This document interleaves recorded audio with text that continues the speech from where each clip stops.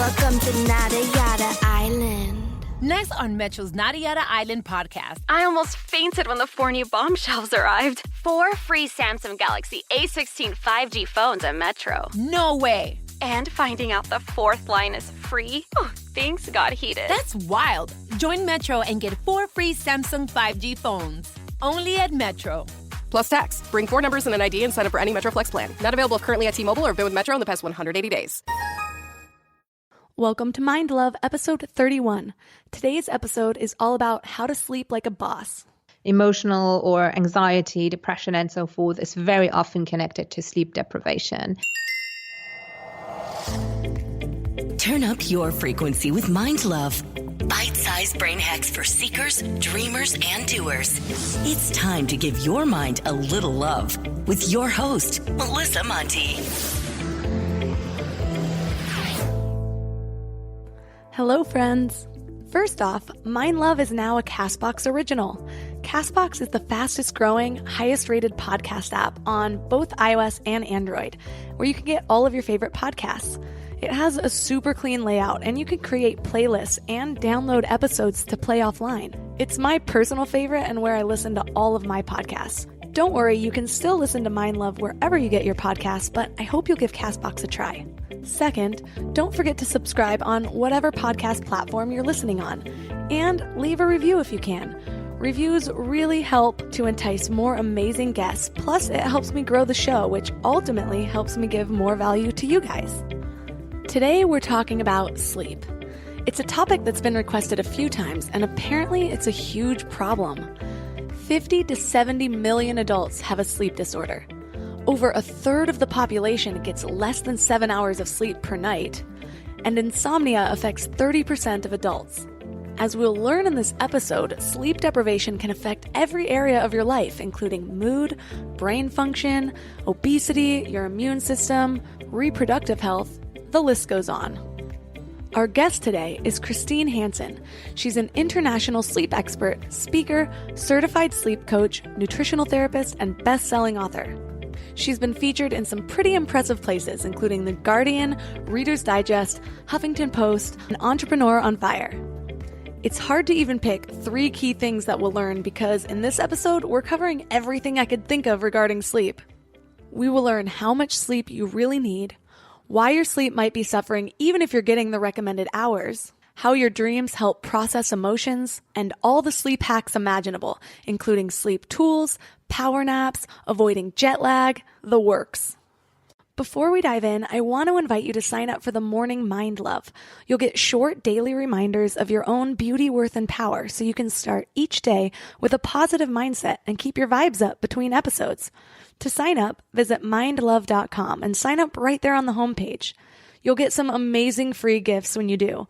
First, you'll get our exclusive Powerless booklet, which is an awesome free booklet based on proven principles from the most successful people and some of our favorite guests.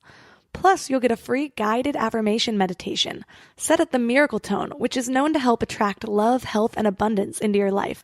The layered affirmations perfectly tune your frequency for personal transformation. So be sure to head to mindlove.com to sign up. Or if you're out and about, just text the word morning to 33777.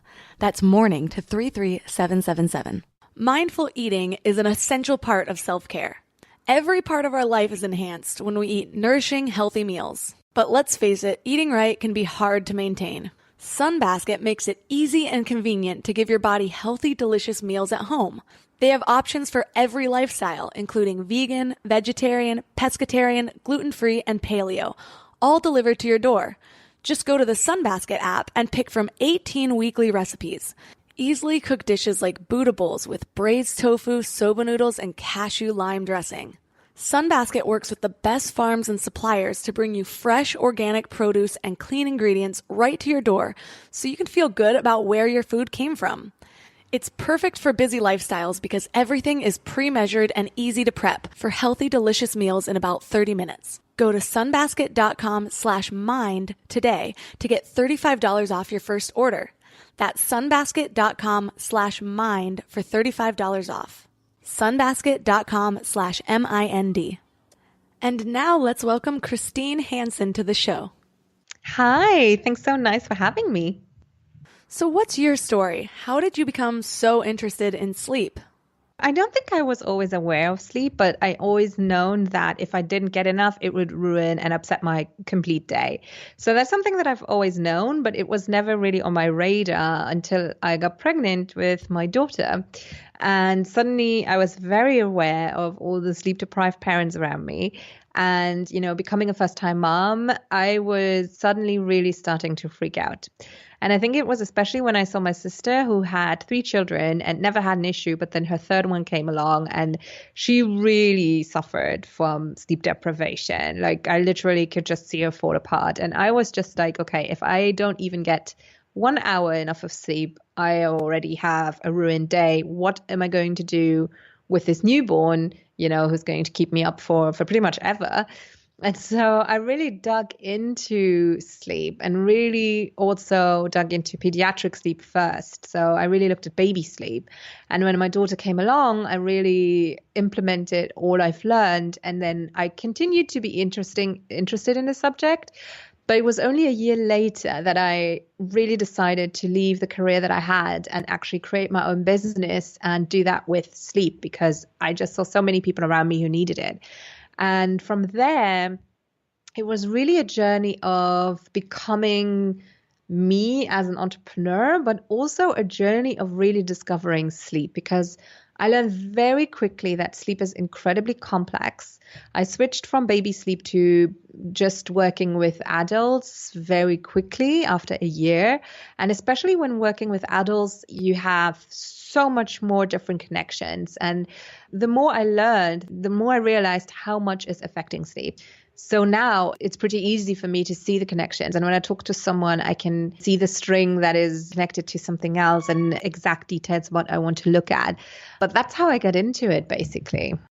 So why is sleep so important? What kinds of things does it affect? It affects everything. Literally, there's nothing in your body, in your mind, that's not affected by sleep. So it affects the way that you feel. It affects the way that you think. It affects the way that your body is regenerating itself. It affects your digestion. It affects your concentration. It affects everything. Literally, it's like one of the main important pillars of health. It's usually, we say it's nutrition and exercise and sleep, basically, that we need to focus on. And, nature has been very smart, and it has conceived us that we have to sleep. It's like forcing us to sleep, just as it's forcing us to eat. The pressure to sleep is just as natural. All mammals sleep, and it goes through extreme lengths in order to make sure that that happens. And that's for a very good reason. So we are actually the only creatures on the planet that are consciously sleep depriving themselves, which is quite incredible. Okay, for years, I used to pride myself in not needing as much sleep as other people. Looking back, I'm going to give a little credit to the shit tons of Adderall I was prescribed. But I have heard some high achievers say that they only need 4 hours of sleep in a night or something like that. Is there a minimum amount of hours that all people need, or does it vary person to person? There isn't a standard at all, but the range should be between 6 hours up to 9.5, 10 hours max. So that's what most people need of sleep. If you need less than 6 hours of sleep, you actually have a genetic defect. So it's very few people, like under 5%, who need less than 6 hours of sleep, even if they think they don't need them. So they might function, but they are constantly a little bit sleep deprived. And the surprising thing is that we get used to it. You just get used to being constantly sleep deprived, and you don't even remember what it is like to be actually rested. But it's not like 8 hours. We often say 8 hours because that's like a range. I think the most popular average is 7.5 hours. And it's basically calculated on how many sleep cycles you need. A sleep cycle is 95 minutes, and you get around 4 or 5 every night. So that's why we have those ranges of how much sleep a person should get. But my range is just, if you go to sleep and you fall asleep nice and peacefully within 20 to 30 minutes, and you wake up the next day, ideally naturally, and you feel well rested, then that's the amount of sleep that you need. You said people that can function on just a few hours of sleep per night have a genetic defect. I've never heard that. So if you are one of those people, is there anything you can do to fix that defect, or do you just live your life with really long days? No, I don't think that you can fix it. I think it's just something that is in your DNA. In that point, I read it in Arianna Huffington's Sleep Revolution. So you can check that book out. It's a really good book on sleep. But I would ask myself if it's actually true that you only need 6 hours of sleep. That's the first question I would ask myself. Okay, so I had to look this up. Apparently, sleep has been really difficult for scientists to study. One article actually called it a biological nightmare. But thanks to a mother-daughter duo who share a rare genetic mutation, we've gotten somewhere. This genetic mutation is on the gene DEC2 that allows people to actually need less sleep. These people are now referred to as short sleepers. This affects less than 1% of the population. The rest of us need between 7 to 8 hours. What they found out is that in order to sleep less, people need to sleep better. So think more intense REM states. So basically, short sleepers have more efficient sleep. But this development is pretty cool. It might play a role in developing treatments for people with sleep disorders, or even just help regular people get less sleep. We're just not quite there yet. What are the biggest mistakes or misconceptions that people have when it comes to their own sleep? It's a tricky one. I think there's two categories of people that I see. And you have one category that is sacrificing sleep in terms of that they could sleep, but they choose to sleep less than they could. And then you have the category of people who would like to sleep and who do everything in order to do so, but who can't sleep. So it's two very different types of people. Let's talk about category number one, who just don't have enough hours in the day. And then the first thing to go on the sacrificing list is sleep. For those people, I would really make sure that they understand that they are not increasing their productivity just by sacrificing sleep, just by cramming more things into the day. Because actually they're going to think slower, they're going to move slower, they're going to make more mistakes and have to rectify those mistakes. And so it's really not productive. For those people who want to sleep but who can't sleep, I think they focus too much on just sleep hygiene, which means, bedtime routines or rituals or bedroom environment. Because sleep goes much further than that. Sleep is connected to your gut health. It's connected to your hormones, to your thyroid. It's connected to your nutrition. And it's not their fault because 99% of the books out there are only focusing on sleep foundations and sleep hygiene. So for those people, I would really ask them to dig deeper and to find someone who can help them with that. How does emotional stress affect your ability to sleep? Cortisol is basically our stress hormone. So if we look at emotional stress, it's basically our brain is reacting to a situation. And when we are stressed, we are ejecting a hormone that is called cortisol, which is a catabolic hormone. So it's good in a way that it's there to help us if we are in an emergency situation. So it pumps our heart, it brings us adrenaline, it makes us breathe better, it makes us see better, smell better, hear better, stronger, and so forth. But all of these things are not favorable to sleep. So it's really not a calming hormone. So that is why if you have a lot of emotional stress and your body is buzzing, that is why in that case it disturbs sleep. But also long term, if you have long-term stress, emotional stress, cortisol is, as I said, it's catabolic, which means it's destroying things. It's not meant to be there for a long time. It's just meant to be there, for an emergency and then to go down to its normal levels again. So if it's there for too long, it's going to affect a lot of different things and it's going to basically destroy a lot of things. So it can be very harmful for your gut barrier, for your intestinal wall, can create a lot of havoc in your hormonal system. And so that's how, in two ways, stress affects our body. But on the other hand, if your body is also damaged, it also makes it more difficult for the brain to deal with stress. So it's this feedback loop. And so that's why you really always have to look at the body and the mind at the same time. So I understand cortisol, the stress hormone, affects our ability to sleep. But can it create the reverse effect? Like, say, can sleep deprivation increase cortisol levels and cause emotional stress? Absolutely, yes. And it's been shown in many, many studies that emotional or anxiety, depression, and so forth is very often connected to sleep deprivation.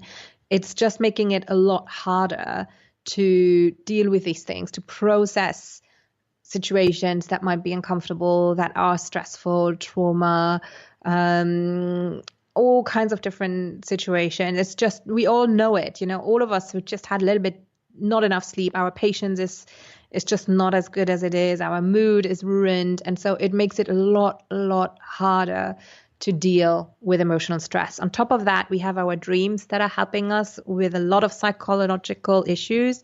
So anything that is upsetting us is usually dealt with in our dreams to some extent. And if we don't sleep enough, our brain can't do that. And so the psychological aspect in our brain is just not granted the time and the process that it is due. And these things add up and it just gets worse and worse. You mentioned how dreams help resolve unprocessed emotions. Some people remember their dreams really vividly, and some people don't at all. If people don't remember their dreams, are they still getting the benefit of that processing while they're sleeping? Yeah, the difference between those who remember and those who don't is most likely because of the moment when they wake up.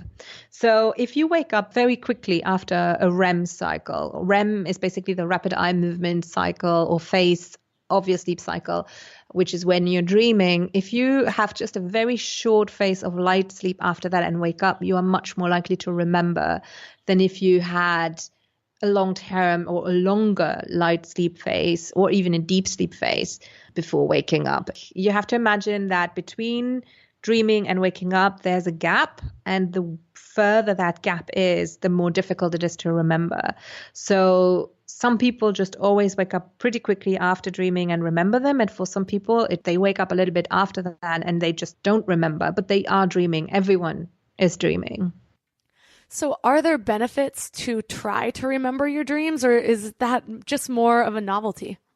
No, that's a technique that's been used over hundreds and hundreds of years. And it's especially not by spiritual people necessarily, but by very, very pragmatic people, because when we are dreaming, we don't censor ourselves. Our prefrontal cortex is not working. So it means that we basically roam, all our emotions, all our thoughts are roaming free. And so a lot of people who have had issues solving a puzzle, for example, have written down their dreams. And I know that there is one Nobel Prize winner of I think it was in chemistry, who had the idea of the formula come to a dream. I think it was also Thomas Edison with the light bulb that also came in a dream. And so you can use your dream either to become aware of things that might be upsetting you or that you might not be processing or that might be standing in your way. So that's why a lot of therapists say that you should journal your dreams, because they basically show you things that are unprocessed, because most things that come up in your dreams is just stuff that's stuck to your brain and that hasn't been processed, that hasn't finished processing. And some things are absolutely positive, and some things are just something that your brain couldn't quite categorize or that was disturbing. And so it's trying to deal with that. And when you write these things down, you will quickly find patterns. You will quickly find that there's topics that you will stumble upon over and over again. And once you know that, you can actually look at why. Why is that? Why am I stuck with that topic? And that can really be very helpful. Do you have any examples in your own life of maybe a dream that kept coming through, or some sort of processing that you were able to do through your dreams?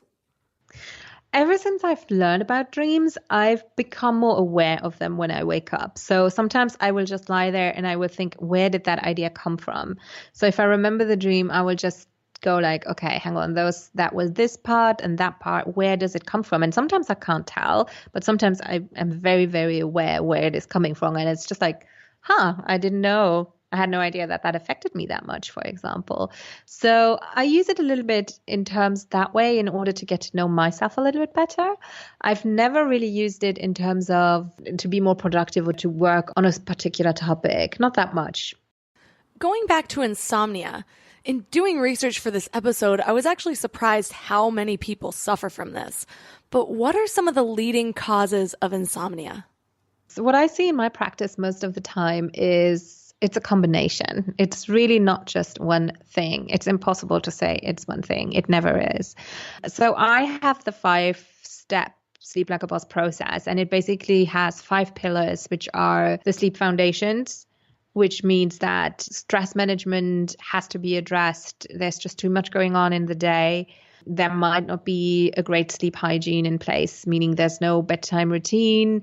The relationship with sleep is already strained because it's been going on for so long. There have been issues. So sleep is just something negative already, making it very difficult to relax and to actually enjoy going to bed. Then we have hormones, a huge one, huge one, especially for women, where I see that any hormone that's out of balance is very quickly to affect sleep, whether it might be your estrogens, your progesterones, your testosterones, it doesn't matter. So that's a big one that I look into. Thyroid is absolutely huge. And unfortunately, 90% of my clients have thyroid issues. Most of them have Hashimoto's. And then I always ask my clients to get checked out. Gut health, if you have pathogens or candida or parasites, they are all nocturnal, which means that they all wake up at night and that they create a lot of havoc. And when they do cause inflammation, you basically have cortisol and adrenaline rushing to create an anti-inflammatory reaction, and that is going to wake you up because it's giving you energy. So that's a big one that I look at. Nutrition, blood sugar levels can play a huge role in this. A lot of us are used to go from sugar crash to sugar crash. So, having a sugary breakfast, crashing at 10, having a snack, crashing at lunchtime, having a snack, and so forth. So those are the 5 categories that I see over and over again when it comes to sleep issues and to insomnia. When you talk about hormones, as a woman, does this refer more to hormones in a life cycle, such as puberty or menopause, or is it more like hormone changes in your monthly cycle, like your period? I mean, I know that a lot of people, or a lot of women especially, can pinpoint exactly when their period is there because they have just such a dump in hormones or such a low in hormones that sleep has a lot of issues. So it can be any time in your life. But as of 40, premenopause can start, which a lot of people are like, 40? I mean, that's so young, but that's when the first signs can start and when the first hormone imbalances can start. So as of 40, I usually always look at estrogen and progesterone hormones.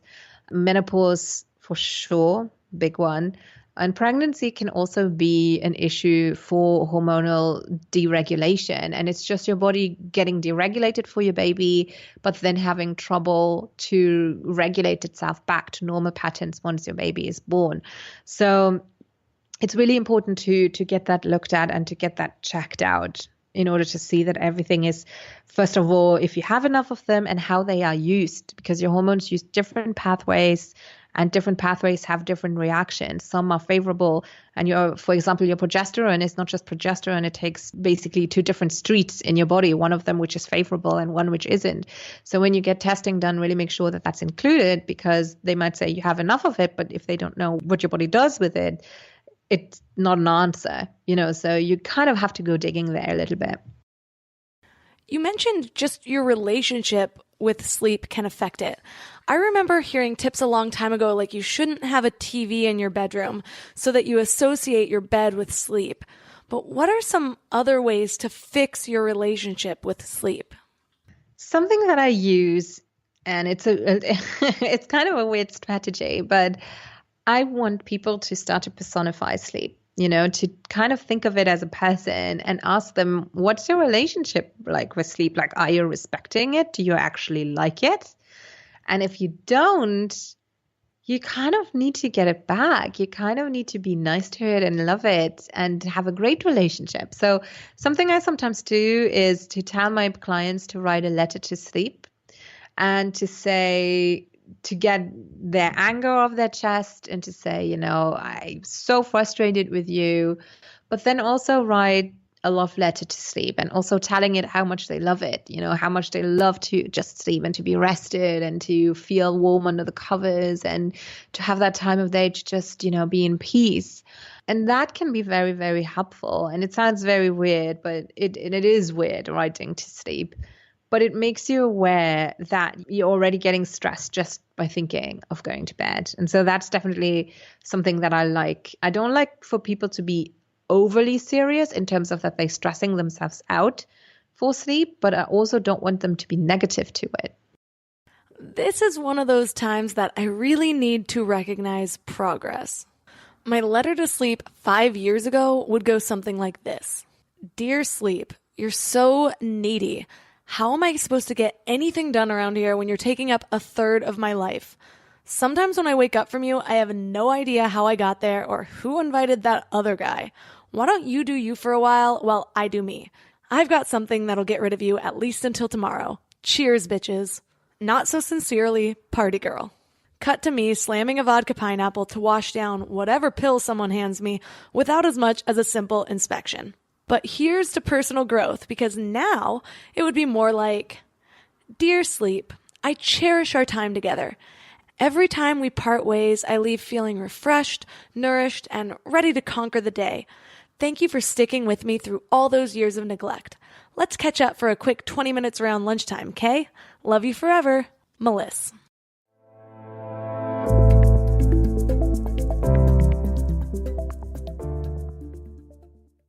Before we go deep today, I want to give you a little gift, and I want to give it to you every single day. It's called the Morning Mind Love. I know how life can be. You're all fired up after an inspiring episode, and then a new day or a new challenge comes at you, and it's just hard to keep up that energy. Well, the Morning Mind Love is kind of like an oracle from your higher self to help you start each day with a positive focus. Plus, when you sign up, you get 2 free gifts, a 30-minute binaural meditation and 30 days of journaling prompts to help you remember who you truly are. And it's all completely free. So join over 9,000 people and go to mindlove.com to sign up, or text the word morning to 33777. You know what's crazy? After all these years of hosting Mind Love and talking to some of the world's leading experts, one of the biggest eye-openers for me has been just how much our gut affects, well, everything. When my gut feels good, my mind feels clear, my intuition is stronger, and I just feel more balanced. And that's why I'm excited about Zoe, a science-backed nutrition company that is totally changing how we understand our gut health. They've created the most scientifically advanced at-home gut test and built the world's largest microbiome database. So when you get your results, you're not getting generic advice. You're getting insights about your body that other companies just don't have the data to provide. There's also just so much misleading health information out there. Food companies even pay influencers to promote ultra-processed foods as healthy. And that's why I love that Zoe relies purely on science. Real science. Their randomized controlled trial showed that participants were 4 times as likely to report better sleep and more energy, all thanks to the info from the largest microbiome database on the planet. So go to Zoe.com and find out what Zoe membership could do for you. And because you listen to Mind Love, you can use the exclusive code MINDLOVE10 to get 10% off membership. As a Zoe member, you'll get an at-home test kit and personalized nutrition program to help you make smarter food choices that support your gut. That's Zoe.com. Use MindLove10 at checkout. Trust your gut. Trust Zoe. Let's talk about something that can make or break a business. Hiring.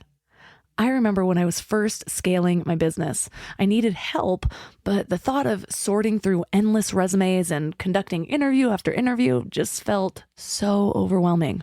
When it comes to hiring, Indeed is all you need.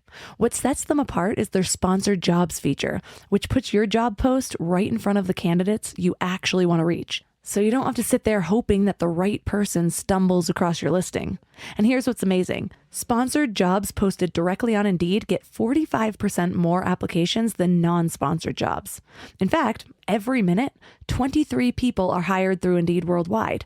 That's how effective their platform is at connecting the right people with the right opportunities. Plus, they make it super simple. There are no monthly subscriptions, no long-term contracts, and you only pay for results. It's exactly what you need when you're growing your business. Less hassle, more qualified candidates.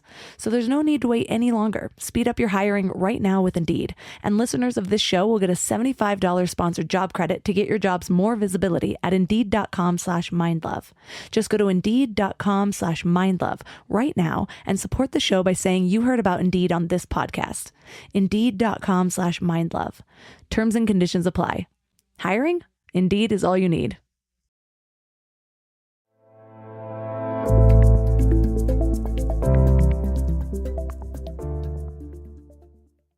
As far as sleep hygiene goes, do you recommend an evening routine, and does a morning routine play into that at all? Sleep definitely starts with the morning, like it starts with your breakfast. First starts off having breakfast. That's step one, actually. And then it starts with having nourishing foods and foods that, favor sleep in terms of that they keep your blood sugar even, like low glycemic foods. And then sleep hygiene throughout the day means giving yourself little windows where you can park your thoughts and release your stress. Because it's like a diffusing reaction. It's like having a shower head. And if you take the time during the day to kind of take your thoughts out of your head, bothering thoughts or upsetting thoughts, and parking it, it's like the rainforest shower head. But if you keep everything bottled up until night, then you will have this massage, super strong beam shower head where everything is just bursting out and crashing down on you. So for me, daytime sleep hygiene means that you create a couple of windows where you have different stress management strategies, maybe journaling, maybe doing a meditation, maybe just a couple of breathing exercises, maybe just becoming aware of what's been upsetting you. And literally taking those thoughts out of your mind and just parking them. And then come nighttime, sleep routines can be very individual. There's so many different things you can do to create a sleep routine. One thing that I like to suggest my clients is to take an alarm clock and have it set an hour before their ideal bedtime, just in order to be aware, okay, I have 1 more hour, which is plenty of time, and then have them do everything that needs to be done for the next day, and then have the rest of the time to just relax. And whether that is even for people who want to watch a TV show, that's fine. Not everyone is reacting to blue light sensitively. Not everyone. Like I don't have an issue with that. But if you have chronic insomnia, then maybe it's not the best tip in the world. But just saying, it's very individual. But that is something that I find gives people enough time to get everything done. And then they can integrate more step into the sleep routine, such as opening the window, having a facial ritual, and getting their clothes laid out and organized. There's tons of different things, and I have different resources on that. But that's basically, in a nutshell, what daytime sleep hygiene and nighttime sleep hygiene would look like for me. I just purchased a pair of blue light blocking glasses because I heard that it affects your quality of sleep, even if it doesn't affect whether or not you can sleep. Is that true? So blue light is basically a very, very short frequency of light. It's the shortest frequency that we have, and artificial blue light is even shorter. So what it does is when it hits your eye, it goes through your retina and it can either block melatonin from building, or it can interfere with cells absorbing melatonin. That's why it is an issue when it comes to sleep. However, I really feel it depends on different people. I do think it has an effect on everyone, but not in the same way. For those of us that don't have a problem falling asleep, are there things that will affect the quality of our sleep, even if we are getting a full 8 hours? Definitely alcohol is one of the main ones. Alcohol can help you fall asleep because it can help you to relax, and it's a little bit of a sedative for some people. But alcohol is manipulating your deep sleep. So even though you will be sleeping the same amount of time, you won't get as much deep sleep, which is when most of the restoration of your body happens. So you will actually not feel the same way as if you didn't have alcohol. And that is one of the main ones that I can pinpoint at. And it's actually also true for some sleeping pills. So they will sedate some parts of your brain, but a lot of people wake up even more groggy. But I would say for someone who's a chronic insomniac and who has anxiety around it, a certain time using sleeping pills for a wise time span just to take the edge off and to get organized, that's fine, but it really shouldn't be a long-term solution. For people that do have trouble sleeping and they feel like they need something more than just routines, are there any natural or healthier forms of sleep aids that you recommend? There are, but I would say if you do need sleeping pills, then the natural stuff is not necessarily going to cut it. I don't think it's enough. I really think that there's more underneath the first layer of sleep hygiene, and I would really encourage them to go digging and get a full picture of what's going on in their body. Because otherwise, even if I would now say, look, valerian or I don't know, maybe some vetiver can help Yes, but I don't want to get any hopes up because chances are that it's not going to be enough for people who have been relying on sleeping pills for sure. It's just not going to cut it. But if you get your body in tune, if you get everything into balance and ideally into homeostasis, then those things are absolutely enough. That makes sense. We do seem to want these quick fixes, but as a lot of my guests have taught us, we should be using these symptoms as the language of the body signaling that something else is wrong. Absolutely. If you just look at the first layer, it's going to be a very frustrating experience for most, or for those who come to me basically, because they've already tried that. And most of them have a great sleep routine already. So that's not it. You said earlier that it's not necessarily the amount of time that we sleep, but the number of sleep cycles that we go through. What is the ideal amount of sleep cycles, and what does that look like in a night? So sleep cycles are between 4 and 5. Most people have 5 sleep cycles, and one sleep cycle is 95 minutes, and you have 3 main sleep phases, which is light sleep, deep sleep, and REM sleep. And after a sleep cycle, you briefly wake up and then you will fall back asleep. And when you wake up, you might turn around, twist your pillow, you might not do anything, and then you fall back asleep. And you can see that actually even better with babies, and newborns actually have 45-minute sleep cycles. So you have a lot of newborns sleep for 45 minutes, they wake up, have a fuss, and then they fall asleep again. And it's because they have issues connecting those sleep cycles. And so for adults, this can become a problem if around 2, 3 a.m. you wake up naturally because the sleep cycle has passed, but when your cortisol is risen, or if your liver is kicking in because it needs to detoxify, then you have issues falling back asleep. And that's where sleep cycles come into play. But between 4 and 5, and then the sleep phases are different. You start the night with the longest deep sleep phase. So every cycle has the 3 phases, but the length of the 3 phases is different. So the first sleep cycle has a priority on deep sleep. The last sleep cycle, for example, has a priority on REM sleep. So it's very different. And that's also where the saying comes from that the best sleep is before midnight. It's because this first sleep cycle gives you the most restorative sleep. And I think nature has done that in order to make sure that we get what we need to just survive and not become incredibly ill. So what about polyphasic sleep, where people sleep multiple times in a day for a few hours at a time? Tim Ferriss has talked about it before. What's up with that? Well, one of them, the main football star, meaning soccer star here in Europe, is Cristiano Ronaldo for Portugal. And he has a sleep coach, and he is living with that rhythm. So he doesn't have complete sleep cycles. He has it in chunks during his 24 hours. Now, I would say if you do have your personal sleep coach who's with you 24 hours, maybe it's something that you could try. And if you don't get any sleep otherwise, then that might be the way to go. But I cannot imagine that it's healthy. I can't. It just goes against everything that sleep science has shown so far.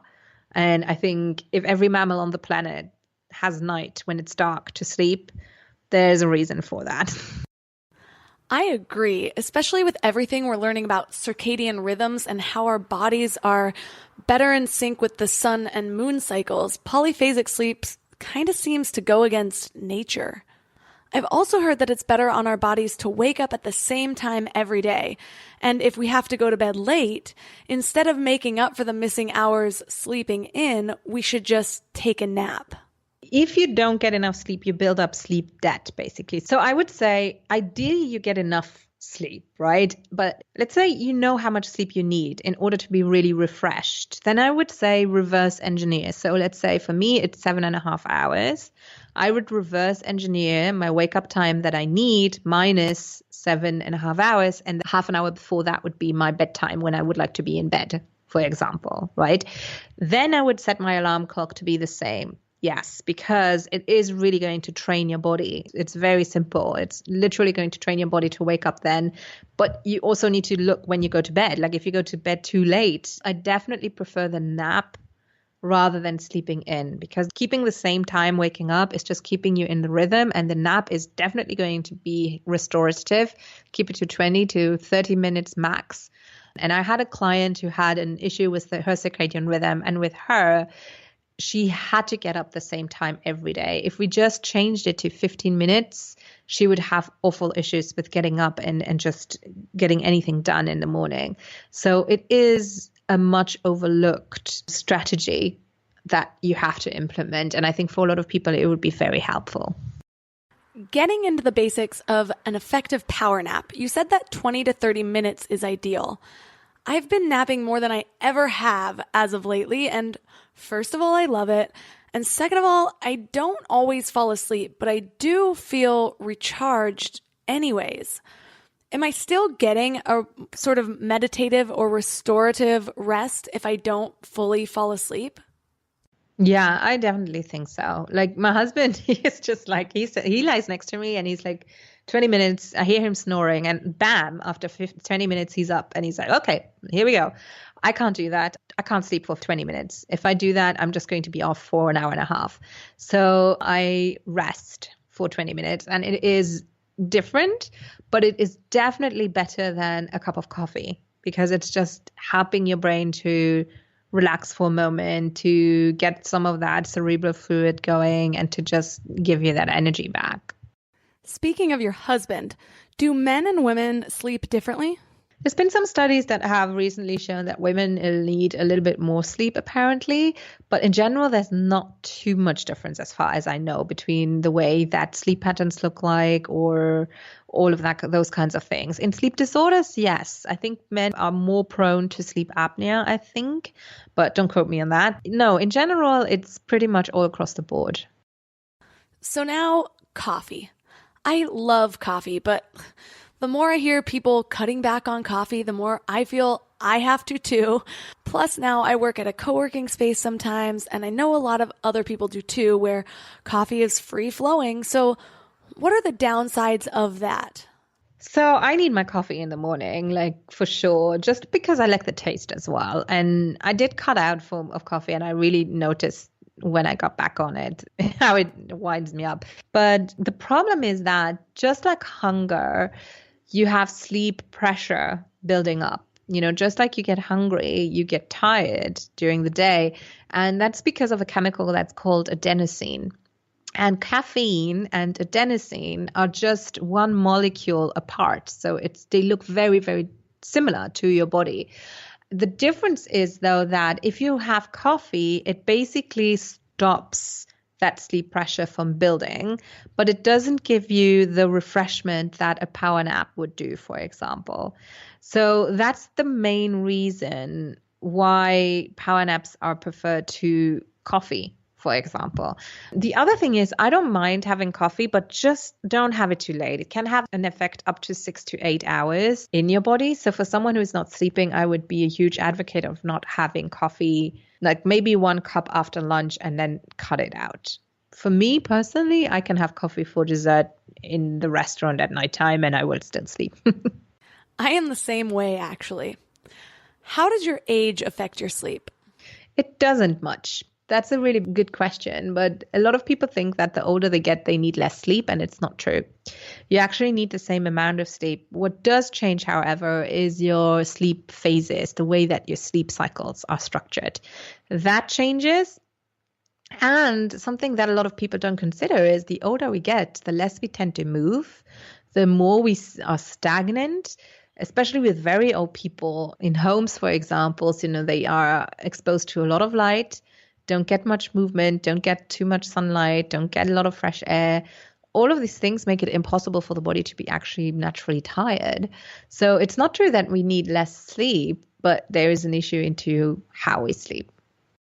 I started wearing a sleep eye mask for a while because living in LA, you still get light pollution and, thin eyelids and no blackout curtains.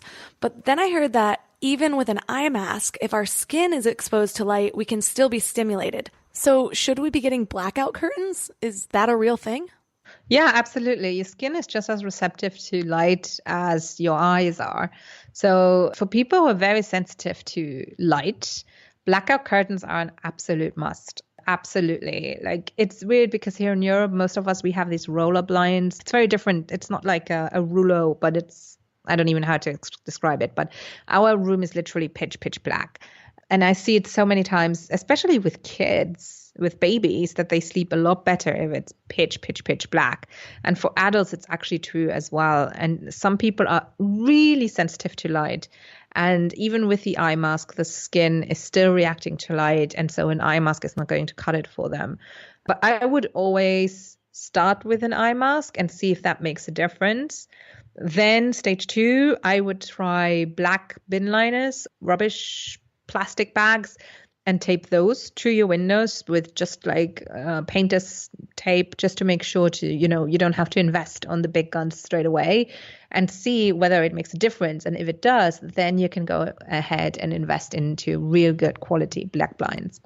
Part of me wants to get that. And the other part of me is like, well, isn't there a benefit to waking up with the sun? It's like I need curtains that at sunrise will automatically draw for me.